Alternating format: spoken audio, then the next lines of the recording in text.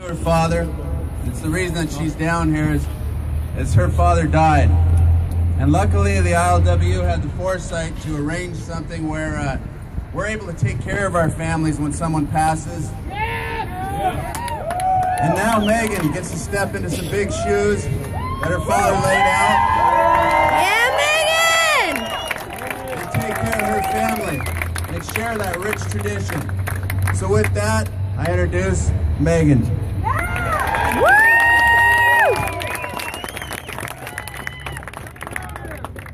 We're going to do a little chant real quick, get you guys riled up. It's Uniontown through and through, you for me and me for you, just to show that we love Tacoma, right? All right. Uniontown through and through, you for me and me for you. Uniontown through and through, you for me and me for you.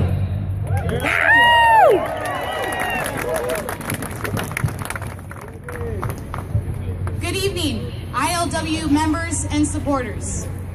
It is invigorating to see all your faces here.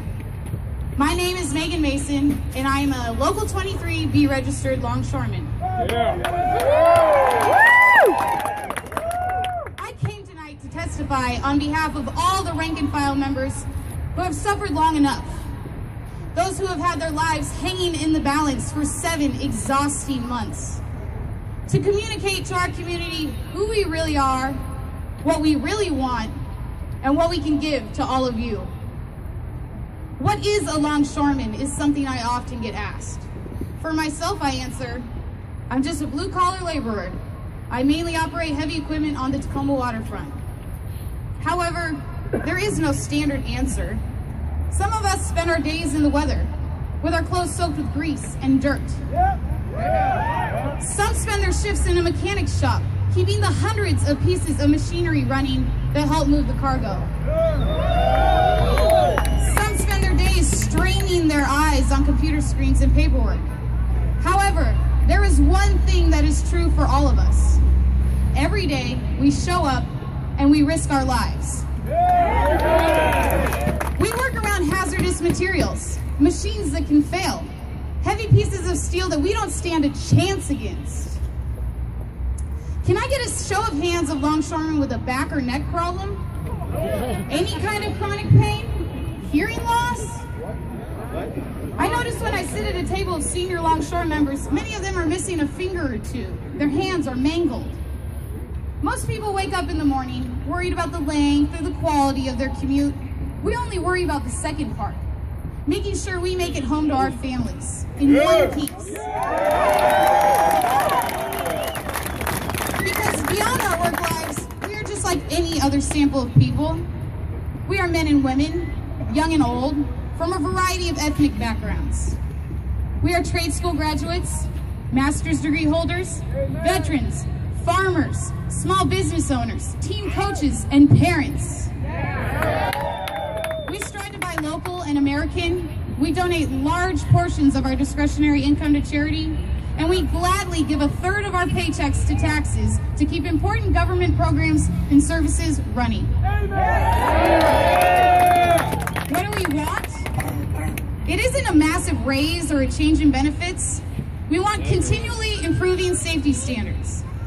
We want to know that this career we have committed our lives to won't disappear tomorrow with the advent of robots. We want a partnership with our employers that will enable us to work as a team that makes West Coast ports efficient and attractive to customers.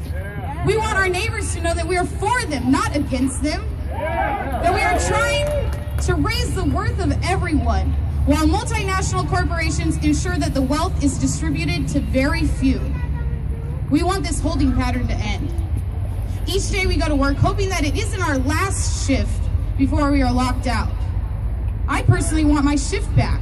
I've spent 3.5 years working nights, and overnight my employer decided that instead of going to bed at 5 a.m., I had to wake up at 5 a.m. if I wanted to pay my bills. My internal clock still hasn't recovered. I want my mother, who was widowed at age 54, to be able to live out her life in comfort without losing her pension or her health care. I want my father, whose heart failed him early, like so many overworked longshoremen before him, to not have spent his life in vain fighting for this union. I want to be able to get back to planning my future, a task that seems impossible with the constant state of uncertainty the PMA has kept us in. What does supporting the plight of your local longshoremen do for you? It ensures that money stays in your community. Should the employer win, more money lines the pocket of big businesses that do not spend their money here in Tacoma. When you give your support to the longshoremen, you have earned yourself a valuable ally. When grocery workers struggle with a contract, we donate food that keeps their families fed, while the big corporations bring in scabs. When you support your longshoremen, we go out of our way to spend our paychecks in your stores. When you need a sponsor for a charitable cause, our membership gladly bands together to raise funds. When any group of the middle class finds themselves up against the rich, we show up in numbers to support your cause. We don't cross picket lines, and we are advocates of the poor. We gave over $32,000 in gift cards distributed amongst 160 schools in Pierce County to give to families in need during the holiday season. We raised $12,000 for the last decades or so for St. Leo's Hospitality Kitchen. We donated $3,000 to Team Backpack, which helps homeless teens. And we gave over $34,000 worth of toys to 12 different charities benefiting 750 children. And that's just how we helped our community in December. Our dedication to service continues throughout the year. I am just one link in an unbreakable chain that spans the west coast of this great country. We are proud. We are hardworking. We are compassionate. We are the ILWU. Thank you for your support.